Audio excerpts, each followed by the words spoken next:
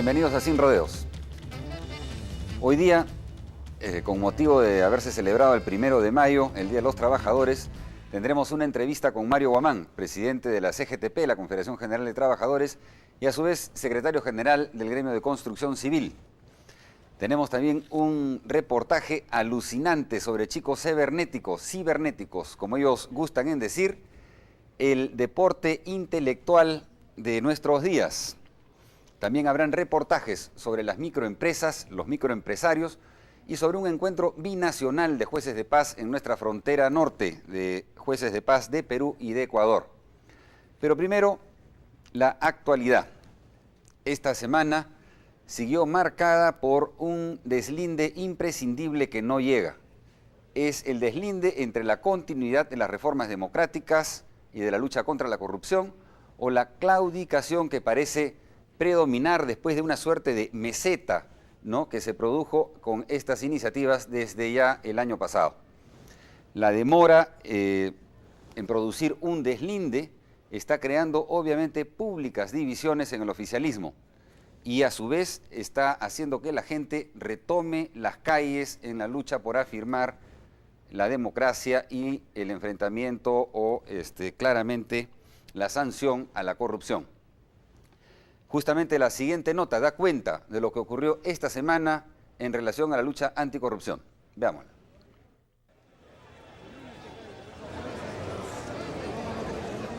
Canto poesía, canto con mucha sinceridad, con mucha emoción y yo no puedo mentirle a la gente. Entonces, antes de venir aquí a manifestarme, sé por qué estoy manifestando. Le voy a leer el pronunciamiento ciudadano que nos ha convocado. Los abajo firmantes nos reunimos en un plantón frente al Congreso de la República el día 28 de abril, a las 12 del mediodía y fecha en que se reúne la Comisión de Fiscalización del Congreso.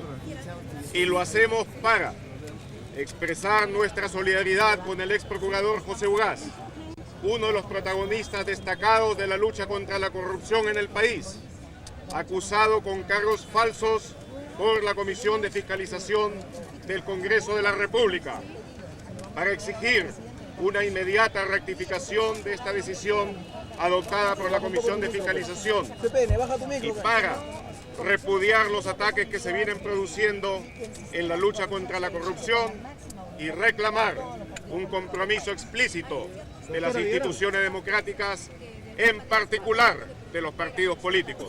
Mufarech y Montesinos, la misma porquería. Realmente espero que la juventud de ahora no se quede dormida y que salgan y la próxima manifestación sea también en paz y salgamos otra vez a las calles y esperar que nos respeten un poco. Los peruanos de buena voluntad han venido aquí, la decencia del Perú ha venido aquí a protestar. ¿Creen que nosotros somos ciegos, torpes, tontos? No es así, señorita. Nosotros estamos conscientes y vigilantes, ¿no?, de que no regrese la corrupción, señorita. No lo vamos a permitir. ¡Moralización! ¡Moralización! Mulder, Mufarech, Valdés no han respetado el pensamiento del pueblo. Nadie tiene corona en la democracia, tampoco el señor Mufarech, para elaborar acusaciones falsas contra una persona distinguida como es José Ugaz en la lucha contra la corrupción. No son esos los emblemas que puede exhibir el señor Mufarech. Mufarech ha sido ministro de la dictadura.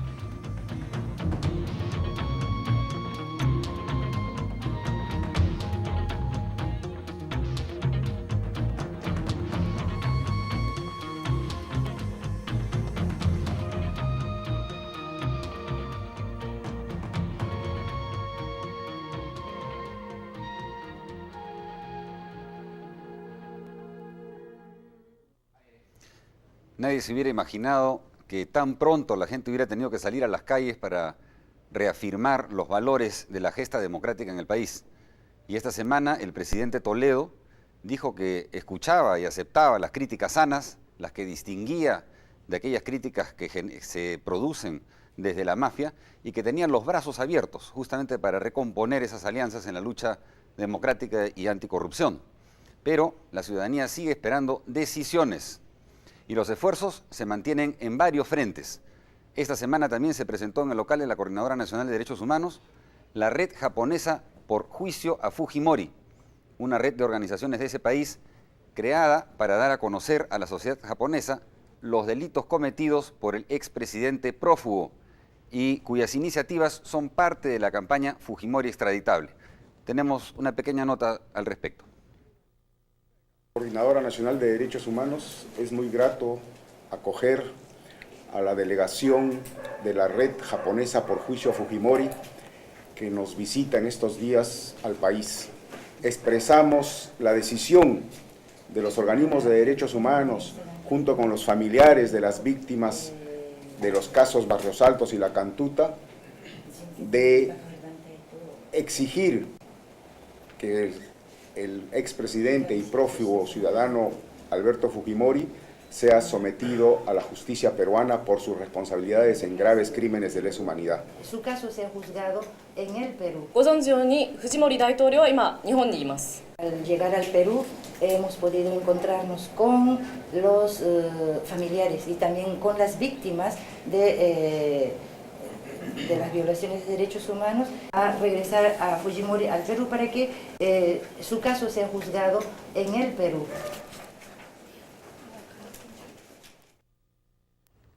Este es el tríptico en japonés que forma parte de las iniciativas de esta red que se ha creado y que cuenta con la colaboración no solo de organizaciones en Japón y en Perú, sino en varios otros países del mundo.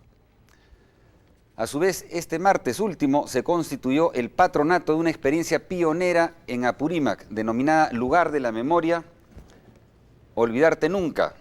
Es parte de estas iniciativas de casas de la memoria que se presentó ya el año pasado, para no olvidar, y que, bueno, esta iniciativa, particularmente la de Apurímac y de este patronato, busca recordar y rendir homenaje a las víctimas del reciente pasado de violencia.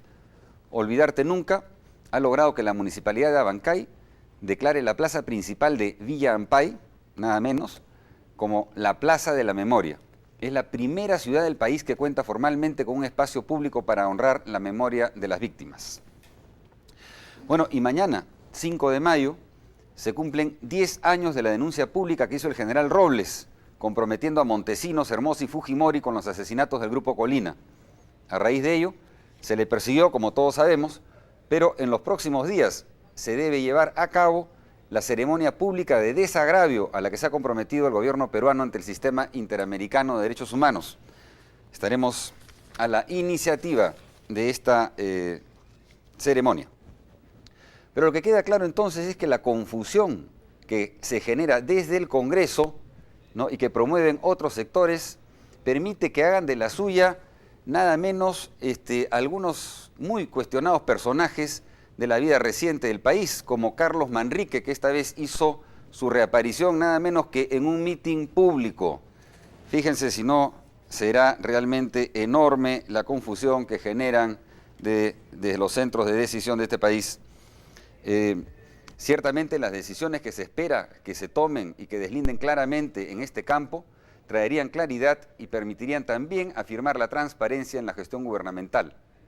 Una transparencia que, dicho sea de paso, parece que no tiene su fuerte en la presidencia del Consejo de Ministros. La realidad del acceso a la información en ese despacho está claramente en duda. Nosotros hemos dado a conocer en este programa de la solicitud de información que presentamos a la presidencia del Consejo de Ministros a raíz de unas declaraciones del ministro Solari, diciendo que su despacho había ordenado un estudio cualitativo sobre las razones por las cuales declinaba la popularidad presidencial. Esto fue a comienzos de marzo, cuando esta recién empezaba a declinar.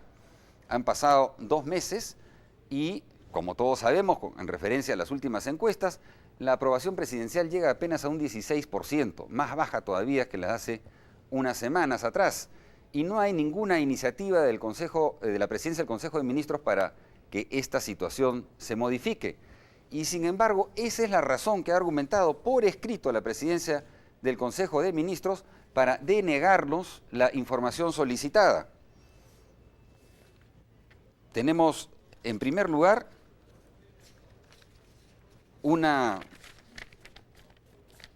primero una resolución del secretario general, Jaime Reyes Miranda, diciendo que hemos procedido mal porque el pedido de información no lo dirigimos al señor Fernando Leoncio Arce Álvarez, que era el designado por la presidencia del Consejo de Ministros para absolver las solicitudes de información en el sector, y que por consiguiente nuestro recurso de apelación no tiene fundamento porque la demora e incluso la postergación de esto no estuvo dirigida a la persona adecuada. Y entonces la persona indicada, que es el señor Fernando Arce Álvarez, sí nos ha remitido un oficio el 29 de abril señalando los argumentos por los cuales no nos dan la información. Y dice con toda claridad que, atendiendo a la naturaleza de la información que hemos solicitado, se concluye que ésta tiene carácter confidencial, por lo que no puede hacerse de conocimiento público. Es decir, ¿cuál es la naturaleza confidencial? Que este estudio cualitativo sobre las razones de pérdida de popularidad del presidente aún se encuentra en la documentación que viene siendo analizada, procesada y evaluada por parte del personal técnico de la Presidencia del Consejo de Ministros para coadyuvar al planteamiento de propuestas futuras de acción por parte del Gobierno. Y como es un material de trabajo de la Presidencia del Consejo de Ministros, esta información no puede darse a conocer, tiene carácter secreto, es decir, está referida a un tema de seguridad nacional, que es el único argumento esgrimible ciertamente por la Ley de Transparencia y de Acceso a la Información Pública. Es decir, no se puede dar porque es un tema que compromete la seguridad por una parte, otro porque efectivamente forma parte de un proceso de toma de decisiones para mejorar la figura del presidente, pero que data de comienzos de marzo. 2 meses y no pueden tomar ninguna decisión y siguen negando este tipo de documentos. Cabe la duda si realmente existen. Pero esa es la manera como se maneja en la presidencia del Consejo de Ministros el tema del acceso a la información. Y no cabe entonces sorpresa sobre por qué el ministro Solari encargó al Consejo Nacional de Inteligencia que elabore el reglamento de esta ley. Esta semana, precisamente, el Consejo de la Prensa tuvo una reunión en la presidencia del Consejo de Ministros para tratar el tema del reglamento y justamente la necesidad de que la sociedad civil participe en este proceso, que la propia elaboración del reglamento de la Ley de Transparencia y Acceso a la Información Pública sea, como su nombre lo indica, transparente y participativo. Bueno, ahora sí, nos vamos a una pausa y regresamos de inmediato con el siguiente bloque del programa.